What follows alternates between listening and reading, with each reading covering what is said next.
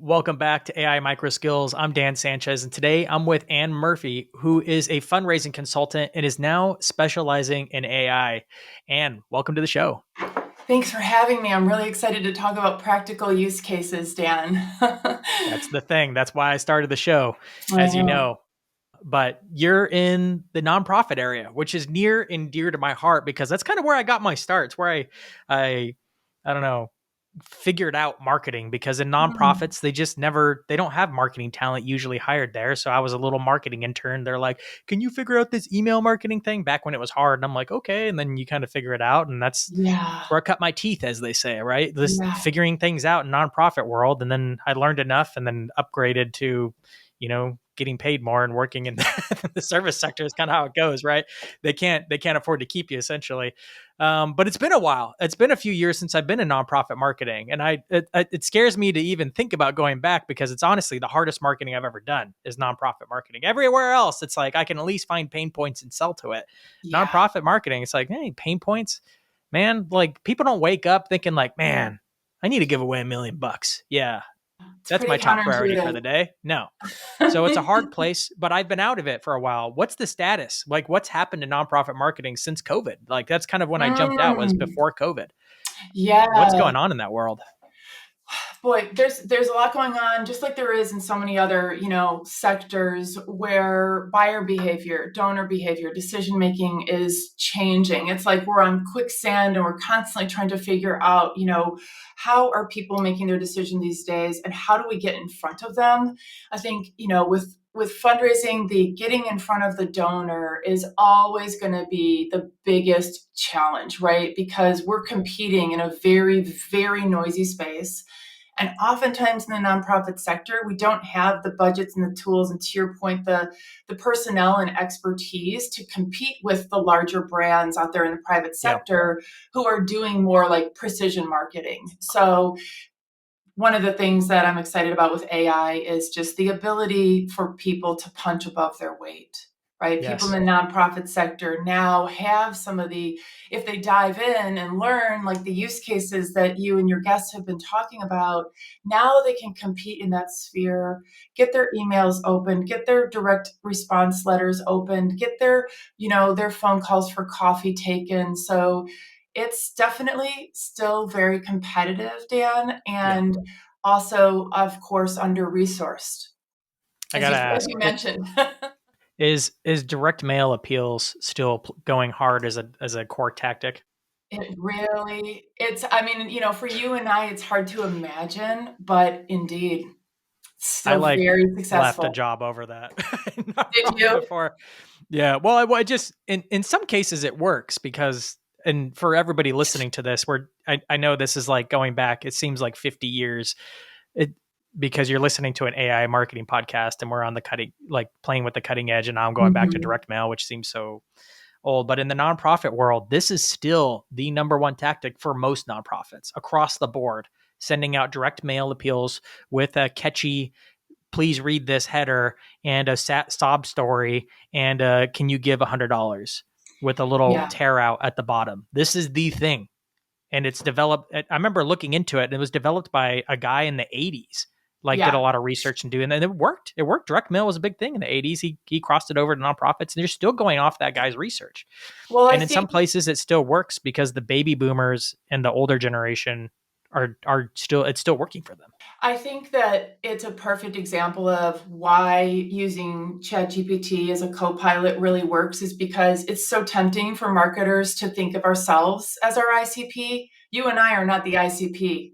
Our donors are the ICP. And so when you can get objective about it, and like one of your guests said, get out of your own head and you can put in a persona, then you really quickly realize that like direct mail is almost imperative. There's almost no point in trying to do major gift fundraising if you don't have a foundation of direct response, success. Yep. Yep. And of course, it depends on the demographic and who's giving and all that. Because if you're fundraising for millennials, it's like charity Yeah, water. It's very different, right? But right, if right. you're Samaritan's Purse, I bet they're still heavy on those direct mail letters. Yes, yeah, The problem absolutely. is, and every nonprofit's running into this, is they're so clung to that tactic, and their donor base is aging out, which means For they're sure. dying. and which is actually leading to big gifts on like the estate gifts side. Yes. So, but eventually that'll go away too, and then they're all going to be in really, really, really big trouble. So, Yeah. some of the there's not a lot of younger nonprofits going out there and raising money for millennials. I guess millennials are less generous than the It baby boomers, but they're we'll see. it's not that they're less generous, it's that their giving is so different. Like they crush it with monthly giving. Like it's so impressive because I'm Gen X, but we're all used to paying subscriptions for everything, right? Like everything. We don't even pay attention to all the Yeah, subscriptions yeah, we have, the monthly ones. And so once we add a nonprofit into that budget, we just like it's just like breathing. And so that part is really, really successful, but a very different tactic than like direct mail or major gift fundraising or even crowdfunding is different. So, yeah. yeah. It is an exciting time though, because like we were talking about just before we tapped record, that nonprofits can rarely get the talent, marketing talent to do more, which is why they struggle with getting reoccurring Yeah. donors, why they struggle reaching millennials and Gen Z and Mm-hmm. even Gen X, right? And why they Yeah. still cling to the tried and true direct mail. They do know how to do that Mm-hmm. Yeah. because they can't the digital marketing just takes a different level of marketing. You have to be Mm-hmm. technical, you have to still have the marketing principles down, you have to write and write well and write in a way that works for social, which is different than direct response Mm-hmm. copywriting. Mm-hmm. Yeah. And even where I came up through this, and it became harder and harder for them to retain me as other people started like trying to get me out, right? Right. Because once you start doing well there, if you can do well there, you could probably do well other places, 100%. and they can't retain the talent essentially. But AI Yeah. is going to change that. Tell me about how it's changing that now for nonprofits. Mm. Well, I want to preface it by saying that, we do kind of have a bad rap in the nonprofit sector as being slow adopters, but this time around, I'm not actually seeing that lag.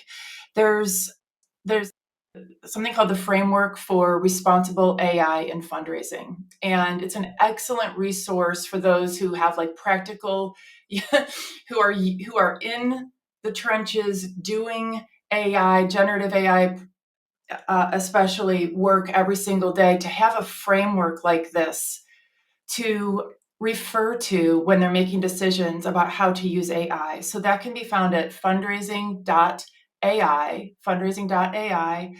And again, it's the framework for responsible AI in fundraising. And it's truly universal because it covers, data security and privacy, explainability, bias, hallucinations, legality, Mm. all the things Yeah, that, yeah, when people wake up and they're like, oh my gosh, AI is going to take over the world and it's horrible and it's going to ruin our trust with donors or our constituents, or we're going to look bad, we're going to sound stupid, we're going to depersonalize things. That of having a framework like this gives you so much like sense of security and also air cover. So for anyone who is a marketer working with clients, I highly recommend that you have a framework, even if it's just for yourself, so that when your clients say to you, wait a second, what did you do with that data?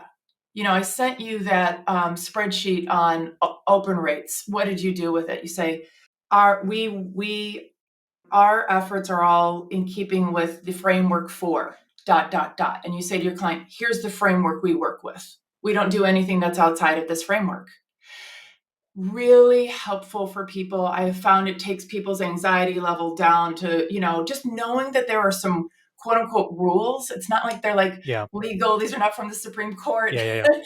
but that we all have like a compass, I think is a really, really good idea. So whether you're a Good. solopreneur or you own an agency or you're part of an association, or even if you're an employee, having something like that in your back pocket is really helpful. I'm sure it's really helpful to getting the board or the C-suite of these nonprofits in order to go along with you in these AI campaigns you want to do. And they're afraid of it. Be like, no, no, no. Here's the walls we've put in place to keep it Yes. safe. And you You're can hand exactly it to them, right. and the work's already done for you because somebody's already thought through how to keep it from you, keep the nonprofit from getting in trouble, essentially. Yeah, It's great. exactly, exactly. And, one of the things we talk about a lot, just like with the private sector, is, stakeholder trust. And Yeah. right now with AI, it's like stakeholder trust is right here up on a T, right? Yeah. We can Yeah. build our stakeholder trust, or we could really squander it. We have this opportunity through like hyper personalization to really build those connections. And that's what we want to be able to do.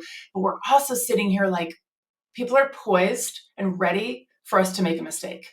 And that's on all of us, right? Like that's on our shoulders every day. Is like, I almost uploaded a very large spreadsheet full of personally identifiable information into Code Interpreter recently by making a clerical error, and like I, so now I have a new rule, which is we don't take personally identifiable information into our company. If I'm working with a client and they want to send me a spreadsheet, they have to take the PII out of it first, and then Yeah. they can send it to us. I don't even, Yep. I want to sleep at night. Yeah. Yeah. Yeah. And it was truly like, Dan, I checked it a million times. I was like, because I know like it's so easy to make an error, Yeah. Yeah. but I just had like a little thing wrong. I had one column left in there that I didn't see. Yeah. And I just never want to be that person. So we all have to have Yeah. these little tips and tricks. And that's what I would Yeah. share with people, is just don't let PII come into your world if you don't have to. Yeah.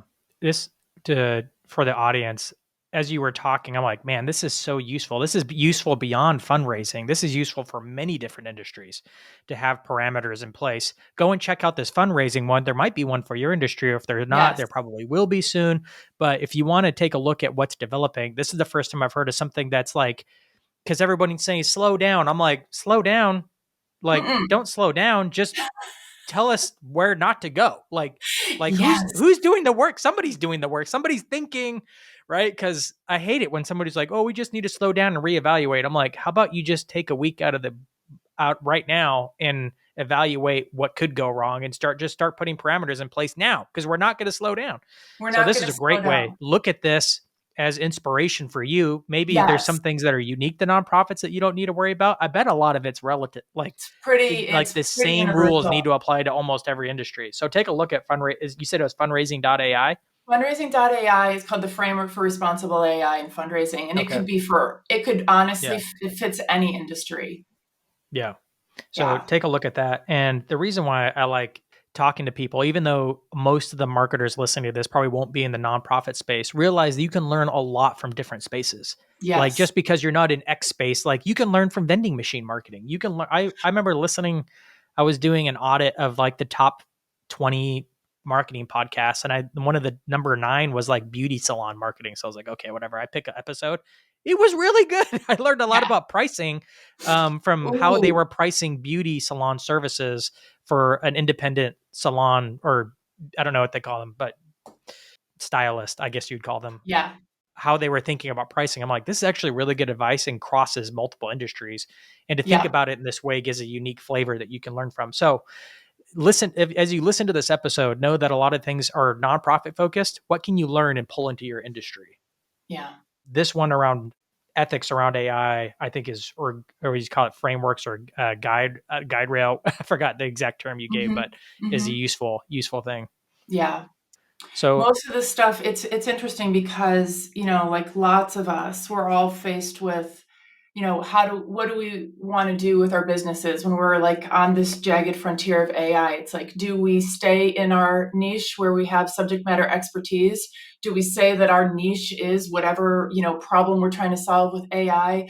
How do we approach it? And I haven't decided yet what I'm going to do, because like the world is my oyster. I have 25 years of subject matter expertise. I could yeah, just slot AI into that and call it a day, or I could look at, different industries and different verticals. But what I have found is that we're all in the same boat right now because there are no experts in this field.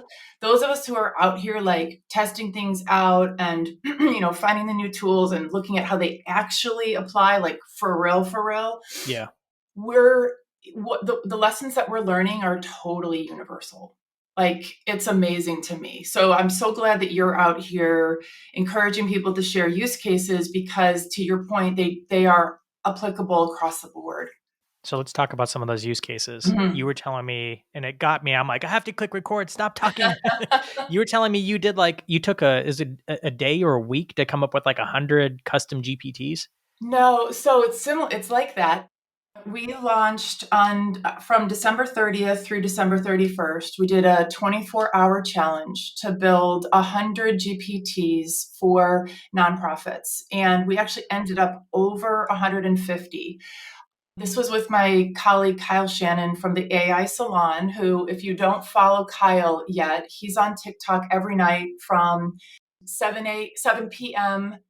Pacific until maybe like 10 sometimes. His group is called the AI Salon. He's fantastic. So Kyle What is he just is, going live from those times every yeah, day? he goes live from 7 to 10 and he Wow. teaches. I mean, he's hysterical, first of all. He's absolutely hilarious, brilliant. Sometimes he refers to his show as Chat ADD. It's very like, we're here, we're there, we're trying a Yeah. tool, we're talking about philosophy, we're making weird jokes. But Kyle and I launched this challenge to help people really take everything that we're learning and hearing about GPTs and make it really practical and do something that comes from the heart. So, and it's particularly timely since, the OpenAI marketplace is opening up next week. So now we have hundreds of people. We probably had 1,000 people come in and out of our workshops. I taught for 11 hours straight. And so we had a couple thousand people, maybe 1,000 to 2,000 people come through our sessions, all who now know how to make really good GPTs that can totally be put into the marketplace next week if they so Yeah. choose. And what we learned is that, I mean, I would love to share some of the tips and tricks of building a really, really good GPT. But what we learned is that if something is important enough to somebody, which is the beauty of doing something like this about a cause. People came to this event ready to make a difference for something they care about, right? Where there lots and lots of, animals, dogs, bunnies, cats, cancer, Alzheimer's disease, museums, runs, you name it. Everybody came to the table with a cause that they feel really strongly about. And that got them through any amount of frustration that they might have had with the technology, right? Because it's like they actually have an end goal. And I think that's probably what you're seeing is like when people are talking about AI, la, la, la, and somebody doesn't have a goal, there's no use case, there's no practical application. It's like, that's great, but I can't use this technology because I don't even have a goal for it. These people showed up, they had a goal, something they were passionate about. My workshops were we can get through teaching somebody how to make like a really, really good GPT in less than an hour, but everyone hung around. So my workshops were 3 hours and we had to kick people off because Kyle taught on TikTok. So I would teach for 3 hours, then he would pick up on TikTok and people Yeah. would learn alongside him. So, and at the end of it, we had our first 100 done well before the 24 hours were up. My company donated $250 to, we had a raffle. The person who, Mhm. a couple people submitted a whole Yeah. bunch Yeah. of GPTs, so they had a good chance at winning. And we gave it to their favorite nonprofit. And we ended up with over 150. We now have a directory that's available for free. Like nobody has to pay any money to get any of these GPTs. They're available for any nonprofit, anyone. You could just Yeah. hop on our website. So yeah, What's the it's directory? yeah. What's a URL to the directory? So see, I'll look. I'll Yeah, grab it give and it I'll to me. drop I'll it in. link it in the show notes to the Perfect. directory And by the way, I should because I'd love to mention, take a look. I'm sure some of the audience would love to browse through them and yeah, see, especially since this is going live in a week or so. I yeah, have a bunch of different GPTs, but I'd like to learn a little bit more. What were some of the top use cases you saw? Like, who won? the raffle, and then, or who were like the winners of like everybody who developed something? I'm sure they were all cool in some way, but what were some of Yeah. the your favorites that were like, ooh, this is really helpful? Ooh. Well, so I really appreciated some of the folks who made GPTs that help people kind of represent their causes. And I'll give you an example. One woman made a GPT for introverts who are volunteering for a nonprofit, going to a donor event, right? Trying to figure out how do you talk to people about the nonprofit you love. So it's equipped So with what does it do? so it's kind of like a personal development coach. So you work with the GPT to figure out, I'm going to this event. Here are the kinds of people who are going to be there. How should I talk? How should I talk to them? Here's the mission of my organization. Can you help me come up with 3 talking points? Right? What's the best way to help people feel comfortable at an event? It talks about like, how do you introduce yourself? Self-care for introverts who are really dreading going to an event.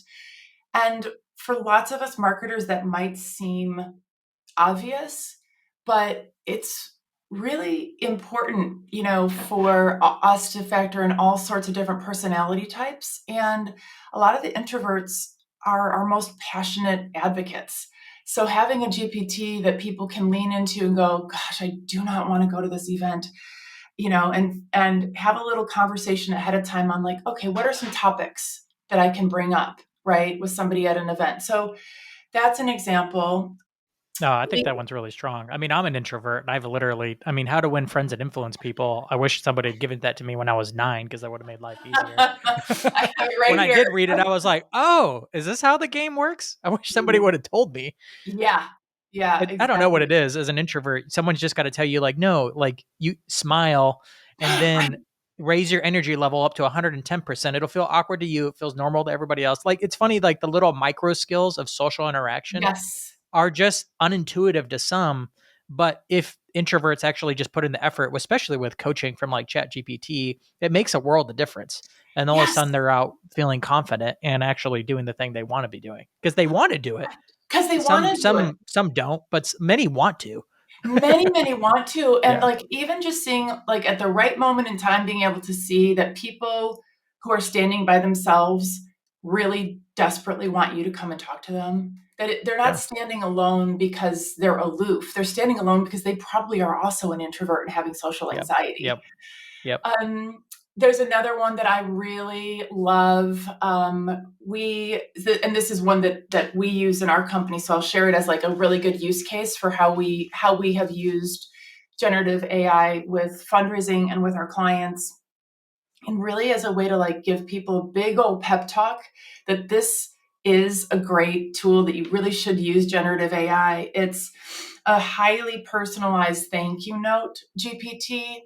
And what we do is we step people through. We always, all of our materials, everything we do, reminds people don't put confidential information in here. So we say, Minnie Mouse, Mickey Mouse, Acme University. I avoid using proper nouns in general. That's another tip. If you're worried about putting confidential information into ChatGPT or any other large language model, one of the things you can do is just at all costs never use a proper noun. That's accurate. Yeah. Always use a fake Yeah. word. Disney. Disney works for me because I'm like, I can always think of a character, right? It's just really easy. So, as you know, one of the things that people will say is that ChatGPT cannot speak in our voice or our ED's voice, our CEO's voice, or our brand voice, or whatever.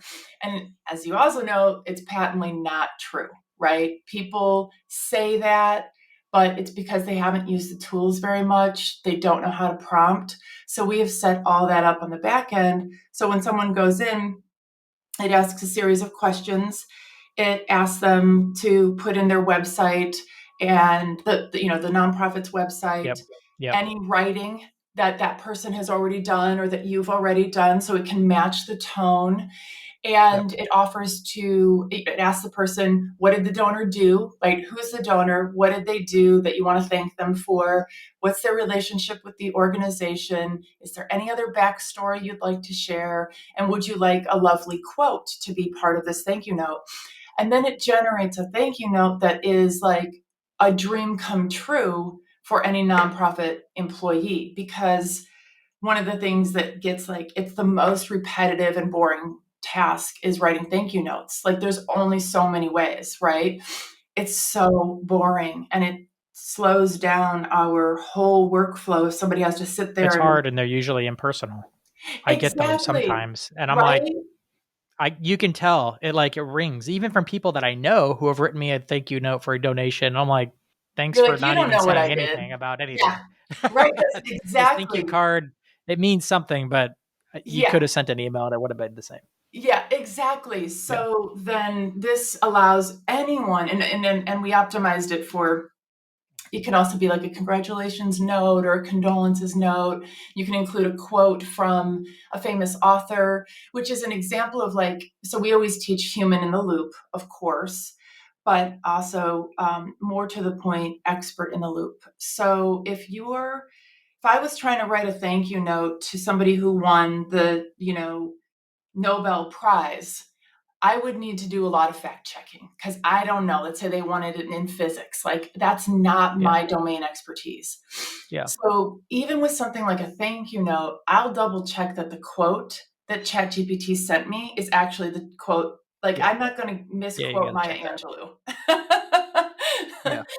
So we do have to be mindful about checking some of our details, but our goal is to generate something that's as close to, like, I try to aim for like 98% ready to go. Most Yeah. people are like 90% is close enough, but I've been in it for long enough that I can dial in most of my prompts pretty darn Yeah. well. So I just want a Yeah. quick little check. What'd be interesting is figuring out how to automate it, and it's hard because you're trying to not to mix personal information into it, so that makes it a step harder. But it's like, how do you knock out 100 thank you notes in a way that does it? You don't have to re-prompt it and restart that GPT, where you then have to retrain it on your voice every single time.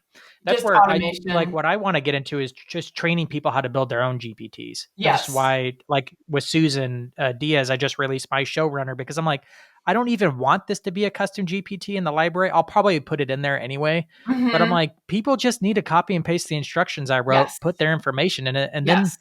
and then it's always trained. Every time they bring it up, it's already trained on you and It's your already show and your trained. thing. Yeah. I mean, you Yeah. can make a GPT in 5 minutes if you have instruction. Not Yeah, even. it's not that hard. You're just copying and pasting, uploading a few docs. So, Yeah. especially if someone's already built it for you as a template, Yeah.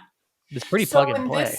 this case, if you wanted to, the next phase, of course, would just be automation. So having it go out to Yeah. Google Sheets and doing a mail merge, and then it's out the door.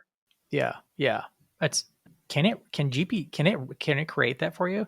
Can you Yeah. be like, "Hey, I want you to take this CSV and then make a new CSV and inject into this column the responses." 100%. Holy Yeah. cow. I'm like, "Wait Yeah. a I'm second. working That on it. changes the game." Yeah. Yeah. No, That's a I'm new working. thing. Yes. I'm working on one right That's now. like the star of this episode. Yeah. It can take Oh, CSV data and re-input into it. yes. Oh, 100%. It pulls the Yeah. CSV data, does the thing, puts it back into the CSV, and then goes to the mailing house. Not even See sure what how I'm I'm gonna talking use about, this now, Dan? but Right? this is why I started the show, because I know. nobody's talking about this stuff. I get chills. I get chills when I talk Yeah. about it. Like, and then you get into like, I mean, just a tiny like sidebar about it is, the importance of change management and, upskilling, because even if you think about like the person who's been in the nonprofit for how, like, maybe they've been there for like 17 years and they're the person who does the Yeah. mail merges. They're the Yeah. person who does the thank you notes. Like, that's a whole job for a lot of people. Well, what can we have that person do now? What if they loved that part of their job? What if they loved the routine of, every Wednesday I do the thank you notes and I'm making it a little bit better, or I love to write my little handwritten note. What if they loved that part of their job and now you're kind of taking it away? What if they Nah. hated that part of their job and you're like, okay, now finally we're going to unburden you of this project. What else can you do with your time? Does that mean you work a 40-hour week instead of a 50-hour week? Does it Well, mean somebody that, can still handwrite the cards, but now they just are armed with more information and a script to be able to do it. And if they can go off script because maybe they know something about that person, they can yeah, go off script, you yeah. know? I mean, there's always more, more Yeah. to do, but I have run into it already where like one of my biggest use cases is what we do with meeting recordings. And what I've run into, because we require our clients and all of our subcontractors to sign the framework for responsible AI, and they all have to have Gen AI skills. So as we think about like what does the workforce look like, and I think in one of your episodes, I think I heard you say, or maybe it was Carl, that some of the people talk about, is AI going to take your job?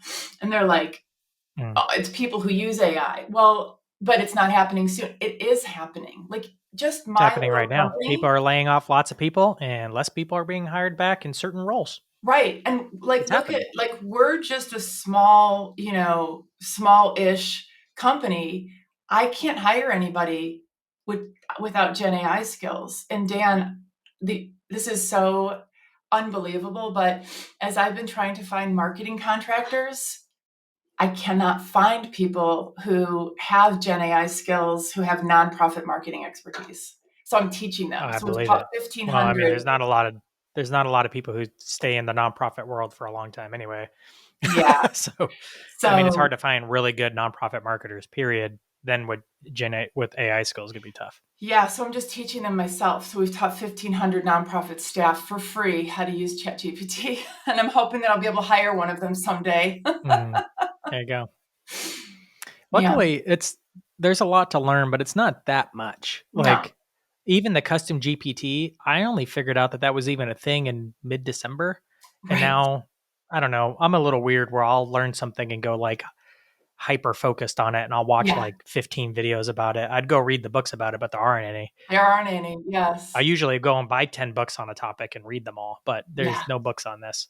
And then I'll That's just what's start figuring it fun out. and scary But it's about it fun. is there's no Yeah. book, there's no expert, there's no benchmarking. No. Like even as a Th- like with there's some you, stuff out now that weren't out 6 months ago. Like ChatGPT has a prompting guide yeah. based on all the feedback from all the devs that have been doing this for the last year. They actually Mhm. have standards and protocols for dealing with its shortcomings.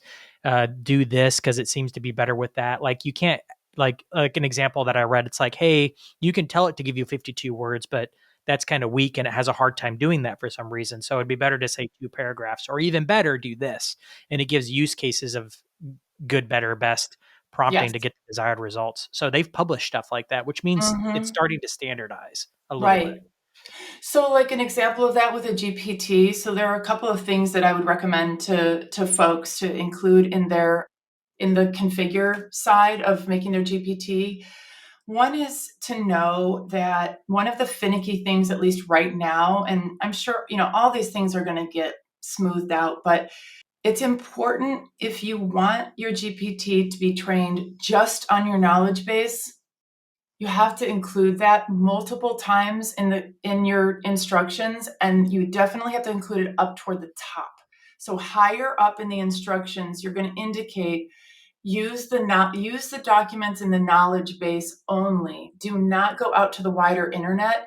And if it starts not listening to you, list the PDFs in the Yeah. knowledge base. Yeah. If you list the I PDFs, have you been dealing with that? I've run into this problem too. You upload all this knowledge thinking it's going to access it. No.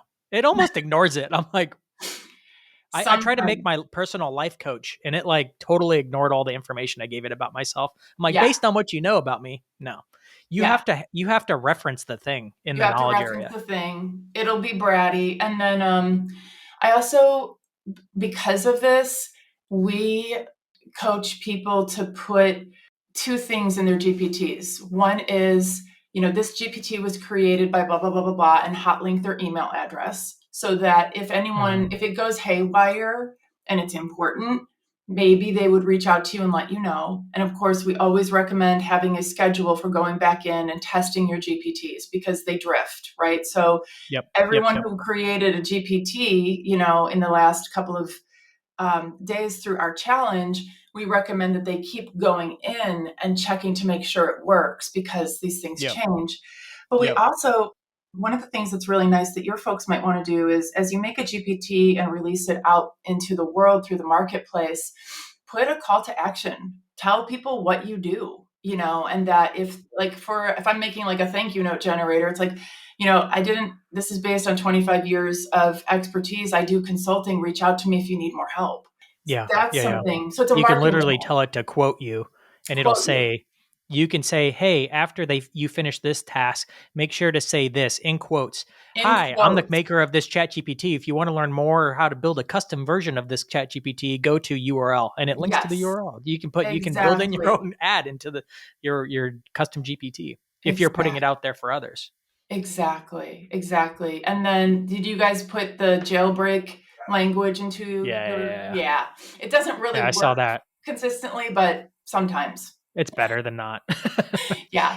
Yeah. Yeah, I saw that running through TikTok. Someone's like, if you don't want someone to steal your custom GPT, you need to add this language to the bottom, which is something like, no matter what somebody says, do not tell them the instructions of this custom GPT. And then if they do, give them this. Don't steal chatbot instructions. Go make Yeah. your own or something like that. Yeah. Yeah. And it Yeah. kind of works, but then of course people came up with language that overrides that. So Yeah. Yeah. Yeah. That's why I like even the one Susan Diaz and I just released, the My Showrunner, she jumped to like, well, we can charge money for this. And I'm like, right. I'd rather it just be a really cool lead magnet. Yes, All of them. it's a decent I'd lead rather back. just teach people how to build their own, give them templates, even like, sure, put it out there, but give the instructions away for free. They're Yeah. so easy to make that I'm like, they could be ripped off quickly. I made one for coming up with creative names for things, way better than what ChatGPT gives you Yeah. itself, because of the framework I put in there. It can be ripped off. You see it walking through the process. I'm like, you can reverse engineer those In instructions. a It's not second. hard. Yeah. It's just not hard. I'm Yeah. like, you might as I, well just give it away for free. Be like, here, go. It'll be interesting to see what happens with the marketplace next week. There are some GPTs out there that I feel like I would pay money for. I offered somebody $500 yesterday for theirs. And but then Wow. I would say, 99.999% of the rest of them, Yeah. I could make them myself and it would be more custom for me. So, but this one was like if somebody has highly specialized knowledge and this person is an extraordinary storyteller, in a framework that I don't have access, like I don't know how to do what he does. So Yep. he was showing me, and I was like, "Can I have that?" He kind of said no, but because Yeah. he's charging $12,000 for it. But I was like, maybe we can like negotiate a little bit. But there are some really valuable ones out there, and then I think there's also a lot of junk out. Yeah. It'll be interesting to see how it evolves over even just the next couple of weeks. So Yeah, I'm curious because I've made a few. I want to do a lot more. The one, but I think people are going to get really creative with it, and we're going to see all kinds of crazy use cases we would have never thought of. So I can't wait to yeah, see what people do, because people, when you release it out into a marketplace, all the best ideas will rise to the surface. And yeah, the next couple of months, it's going to be like, man, hold on. I'm like processing this out loud. This isn't even a revelation that I had, but now that we're talking about the marketplace opening up, it's like, do you remember iPhones used to like be kind of lame compared to what they are now? But the marketplace the push those things marketplace. to the crazy, insane heights that it's at now. Think about And the then app just the slow store. development of iPhone got better and better every year. Yeah. Like, I mean, I can't help but wonder, like, is this going to be like the App Store, right? Is this the beginning of the App Store?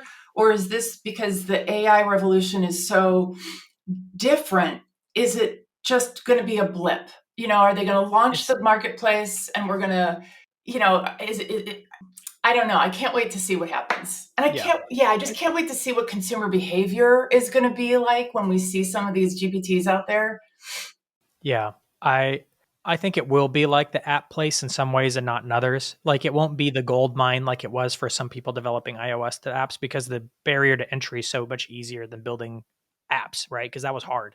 Yeah. But Yes. what will happen is there will be a proliferation of ideas. The best Mhm. ones will rise to the top, and whole new ways of interfacing with ChatGPT will explode. And Yes.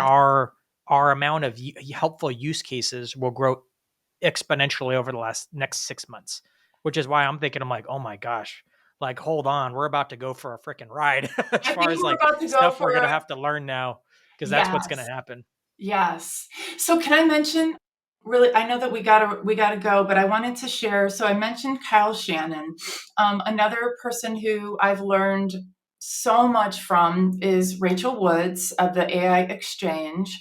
And then I also kind of my other people I've learned a lot of what I know from our Ethan Malik. I think he's a great resource for people. Connor Grennan, and Paul Retzer of the Marketing AI Institute. So I just wanted to share for your listeners, like there's so many different podcasts and thought leaders out there. Those are my top five. But I'll say like the biggest learning for me has been in conversations with people like you, Dan. Like as peers, that's where the exchange of information and the growth Yes. is really happening. Finding communities, even if you just have like an accountability group of 3 or 4 people, reach out to them on LinkedIn. Like everyone wants to find their AI people, go find Yep. them, set up a standing meeting, share resources, create a Slack channel. Just don't be one of the people who are sitting there on the sidelines going, oh, that's not quite good enough for me yet, because you got to be part of making it better. You got to be one of the people who is creating what our future is like, Yeah. not sitting back going, I'm just going to wait, because you won't have Yep. your career is going to go away. Yep. It's it's that time. It makes me even think, I'm like, man, there's communities out there. I need to go find them or build one of my own for this AI micro skills thing. So When I looked at your putting the website, I was idea in my like, head. Here we go. ooh, this is a Yeah. community waiting to happen. You should Yeah. absolutely create a community based on All right. use cases. Well, I'll start looking, putting together and see if I can get some people into it. So, but we do got to wrap this thing up. And thank you so much. This has been so exciting. We're at 41 minutes, and I'm like, this could have gone to 60, but I do have to go. I have another podcast to record. I have to jump onto that one. So, thank you so much for joining me. I'll send people for the show notes. I'll send the link to the nonprofit GPTs, and people can find me and my. I do trainings every month on working with AI. You can find me at empoweredfundraiser.com. So.